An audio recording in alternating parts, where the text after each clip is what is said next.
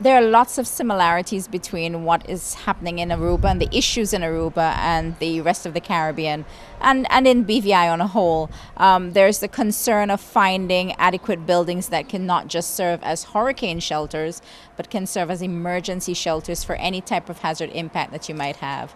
I think some of the concerns that you have here in Aruba, we just came from Bonaire and we've completed St. Martin, but some of the issues that we have is the whole lack of awareness.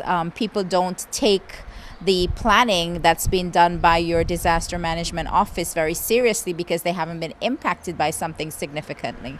But you are in a very vulnerable area. You are susceptible to earthquakes. You're susceptible to impacts of hurricanes and storms.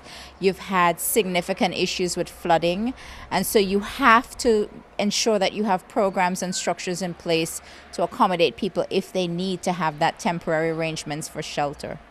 Besides the disaster management office, do you feel like the government has to put more input into this awareness of the community? Oh, definitely. That is a responsibility of the government. Government has to put systems in place to protect their people. I think there needs to be a greater involvement of the media. We have a very extensive relationship with our own media, and I think people need to be able to see and hear things that are coming through their TVs and their radios and put it in a format that would be attractive for them to capture and to take action when necessary. The government here has a lot of work to do. You have a serious concern with flooding, and the only way for that to be addressed is for it to be addressed at that policy level. A while ago, I overheard you explaining about companies that don't allow their workers to have a TV or a radio on, and in certain times of calamities, they will not be notified by the media that something is going on. Mm-hmm. That's one of the concerns that we're facing in the BVI now, because we have an extensive siren system.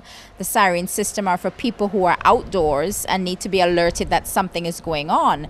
We have a heavy dependency on television and radio to provide the message, provide the information to the community. If you have businesses that are not encouraging the use of televisions for alert purposes, then you have a challenge in how you're going to inform and notify your population. I don't think that there will ever be any island in the Caribbean that will be able to put emergency warning systems in place that will exclude television and radio. These are the components that are available to us. They're very effective and they are used to inform a mass of people.